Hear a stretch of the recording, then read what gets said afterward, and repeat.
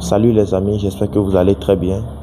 Je suis là aujourd'hui pour vous présenter une partie de la formation qui a été enregistrée sur le terrain, je veux dire dans un local technique.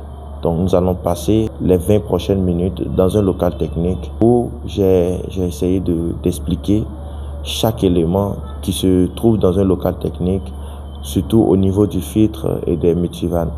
Je t'invite à suivre avec attention toute cette partie-là qui va booster ta connaissance en matière de l'entretien et en matière de la construction des piscines. Donc du coup, restez concentrés, notez vos questions qui seront certainement répondues dans d'autres sections de cette formation.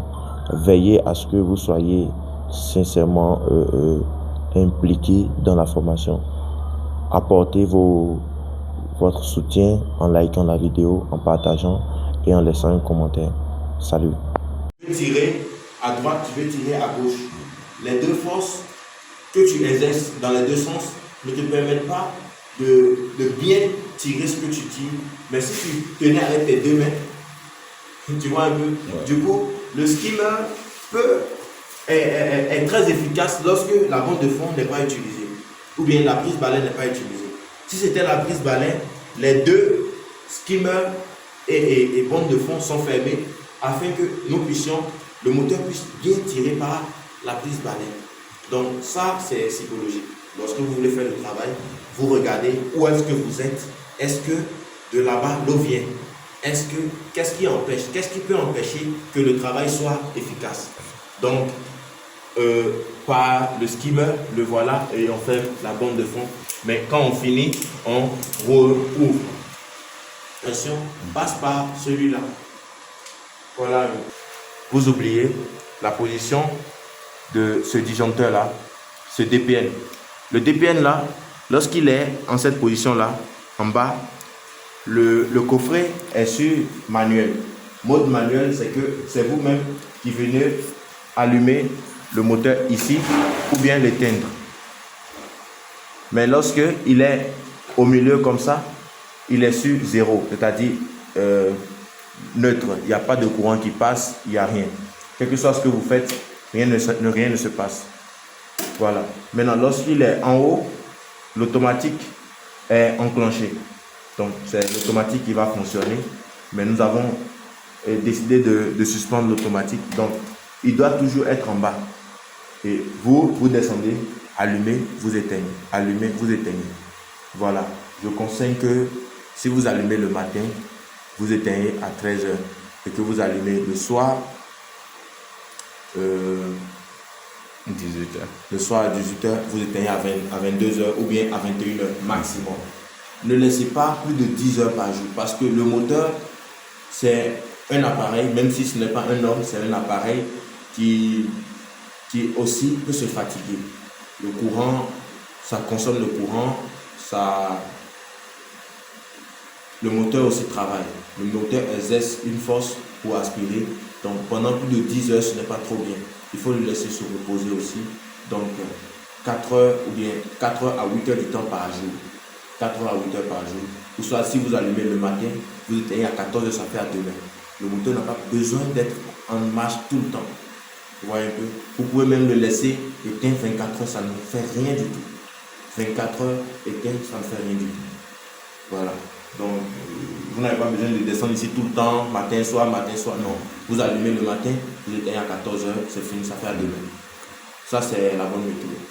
Pour vous empêcher de descendre tout le temps. Si nous voulons aspirer le fond du bassin de la piscine, si on veut utiliser l'aspirateur ou bien un robot, bon, les robots n'ont pas nécessairement besoin de ce système-là parce que les robots travaillent à leur propre compte. Les robots se chargent de tout, seulement qu'ils ne peuvent pas faire le travail que l'homme peut faire parce que le robot est limité dans sa programmation. Il ne peut pas nettoyer les escaliers, il ne peut pas nettoyer les parois latérales du bassin. Il ne peut que nettoyer le fond de la piscine alors qu'il y a des dépôts aussi contre le carrelage latéral dans le bassin.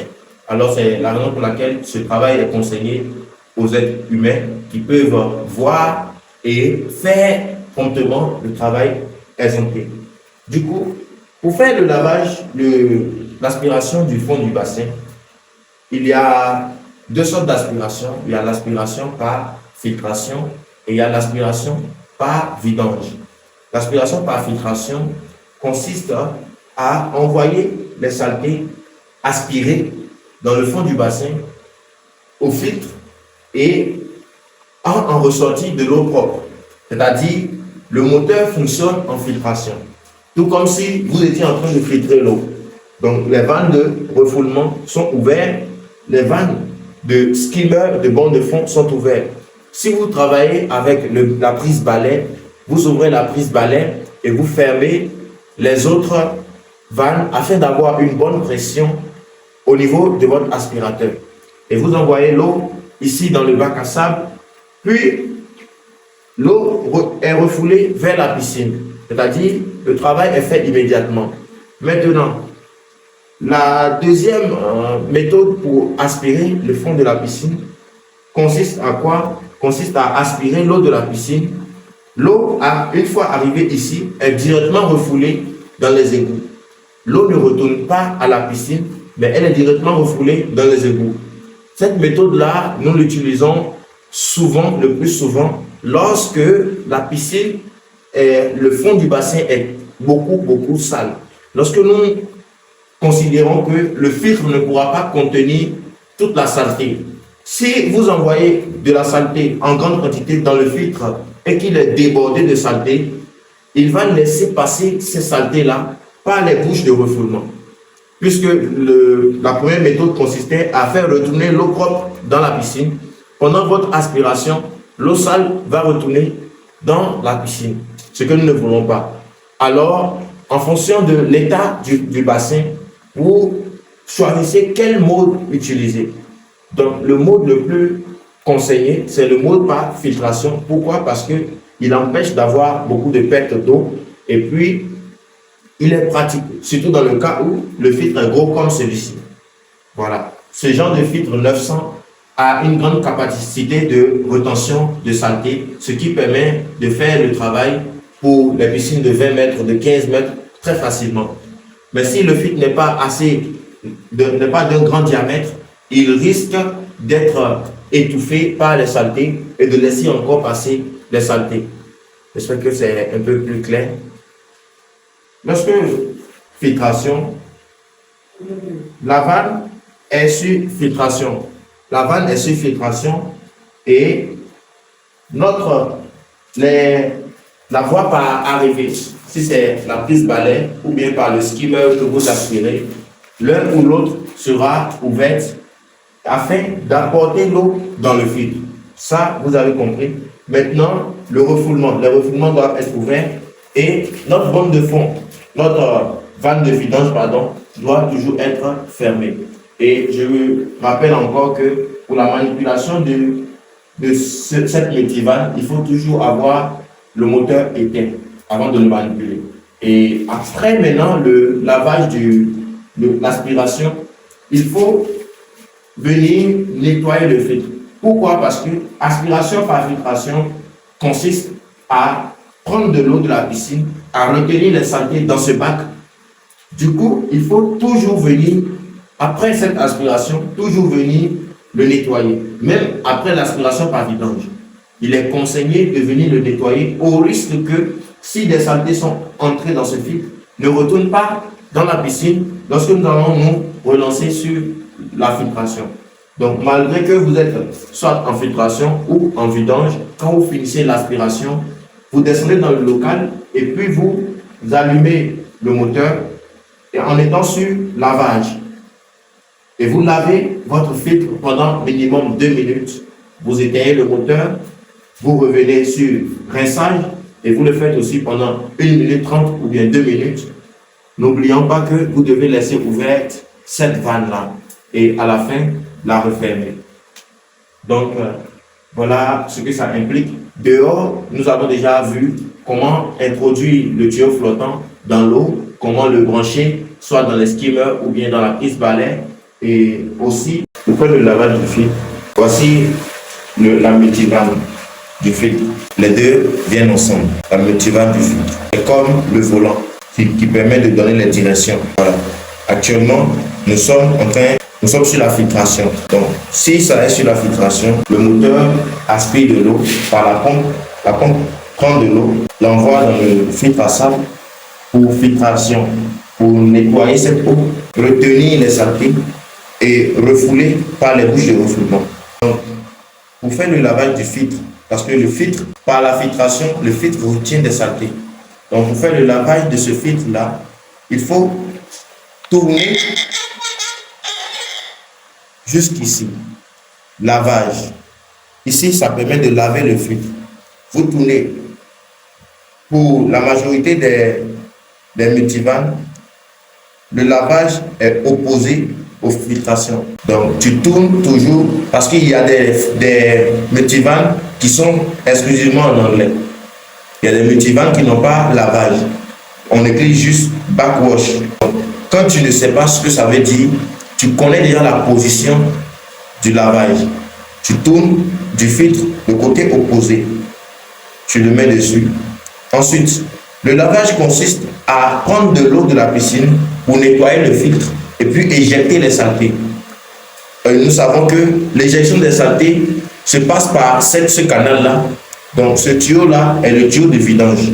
Il faut ouvrir la vanne de vidange qui est celle-ci afin que l'eau sale, l'eau usée qui va découler de ce lavage-là puisse sortir par là. Voilà un peu ce qu'il faut faire avant de démarrer le moteur. Et je tiens à préciser que le moteur ne se démarre jamais. On ne tourne pas la multivanne pendant que le moteur est en marche. C'est comme si vous êtes à 90 km/h, puisque cette pompe-là est une pompe de 3 chevaux. Alors, c'est comme si vous êtes à 90 km/h et vous virez à droite. À 90 km/h, je ne pense pas qu'un conducteur de voiture peut tourner facilement. Il lui faut ralentir.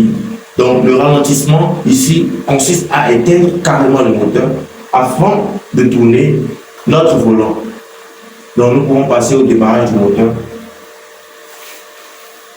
Une très faible quantité.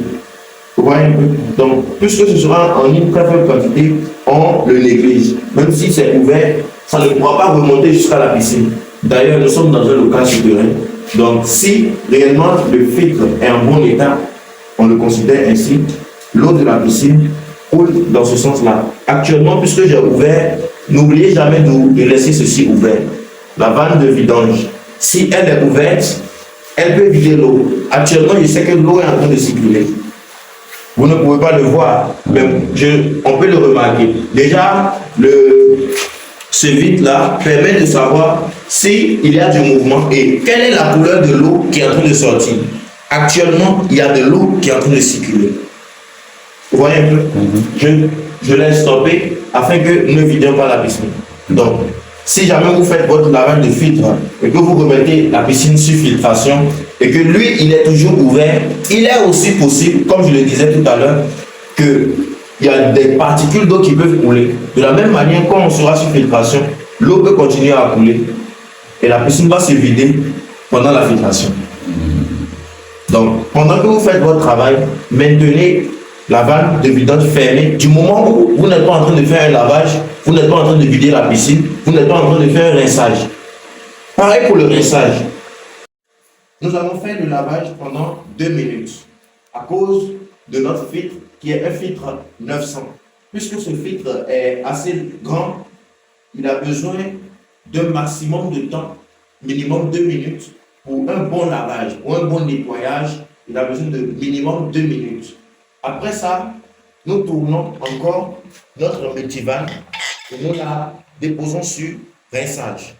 Le rinçage consiste à quoi? Le rinçage consiste à, après évacuation des saletés, à maintenant reprendre de l'eau pour rincer le filtre à sable. Cette méthode consiste aussi à prendre de l'eau de la piscine, à l'envoyer dans le bac à sable et à la faire ressortir par les égouts. Puisque les égouts sont mis en évidence ici encore, nous devons ouvrir encore notre vanne de vidange. Parce que l'eau qui va découler de ce travail doit ressortir par là-bas. Donc, pendant ces deux processus-là, il doit être ouvert parce que si jamais il n'est pas ouvert, l'eau sera refoulée à une grande pression ici. Et si jamais ça reste longtemps à ce niveau-là, soit le filtre peut se décoller, comme ça s'est passé avec celui-ci, peut se décoller, soit il peut avoir un souci ici, ou il peut avoir un souci au niveau du moteur. Mais dans tous les cas, l'eau sous pression doit vouloir se dégager. J'espère que vous me comprenez. Donc voilà la raison pour laquelle il ne faut jamais oublier qu'est-ce que nous faisons et qu'est-ce que ça implique. Le rinçage consiste à prendre de l'eau, nettoyer aussi le filtre et puis refouler par le dehors. Du coup, il ne faut jamais oublier d'ouvrir ça. Parce que ce travail permet, cet exercice que nous sommes en train de faire, permettra d'éviter au maximum des dégâts dans le local technique parce qu'une seule mauvaise manœuvre peut conduire à des pertes de grands matériels, de matériel coûteux comme les filtres à sable qui ne sont pas du tout moins chers. Du coup, après le rinçage, il faut immédiatement fermer la vanne de vidange. Pourquoi? Au risque de ne pas oublier de la fermer. On ferme la vanne de vidange au moment où, après avoir éteint le moteur, bien sûr. On ferme la vanne de vidange avant de faire autre chose. On éteint le moteur, on ferme la vanne de vidange et ensuite, on tourne maintenant sur filtration. Si éventuellement on veut remettre le moteur en marche, voilà. Il est possible dans les coffrets Astral ou bien dans certains coffrets déjà modernes, on arrive à régler des minuteurs afin que le moteur puisse tourner en automatique les matins ou les soirs, en tout cas selon ce que vous voulez. Donc quand on met sur filtration, on a l'huile qui est toujours fermée et il faut s'assurer que les vannes de refoulement soient ouvertes. Pourquoi? Parce que la filtration consiste à prendre de l'eau de la piscine, à la nettoyer là dans le filtre et ensuite à la renvoyer dans la piscine.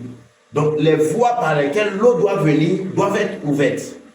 Les skimmers, la bande de fond ou bien le balai s'il y en a doivent être ouvertes pour aspirer l'eau et l'envoyer dans le filtre. Et ensuite les vannes de refoulement, les vannes qui consistent à empêcher ou à laisser passer l'eau vers les refoulements doivent être ouverts afin que ce mécanisme-là puisse s'effectuer. Donc voilà un peu ce que implique chaque action que nous venons poser dans le local technique. Il y a les trois grandes actions sont le lavage, le rinçage et la filtration du filtre. Voilà, la filtration de l'eau sont les trois travaux nécessaires. Il y a aussi le vidange de l'eau ou bien la récirculation. Ça permet à ce que quand il y a du travail ici, l'eau ne puisse pas être encombrante. On peut aussi fermer totalement le circuit afin qu'il n'y ait pas de passage d'eau lorsque nous sommes en train de faire des maintenances ici. Donc voilà un peu ce que nous avons retenu. Alors, merci d'avoir suivi cette vidéo. Je sais que tu as peut-être des questions, des préoccupations. Ne t'en fais pas. Une autre vidéo va encore compléter ce que nous avons déjà dit et approfondir aussi. Du coup, essayez aussi de me faire savoir qu'est-ce que vous avez envie que j'améliore dans cette formation. Essayez de me laisser des commentaires positifs et aussi n'hésitez pas de partager cette vidéo. À tout à l'heure.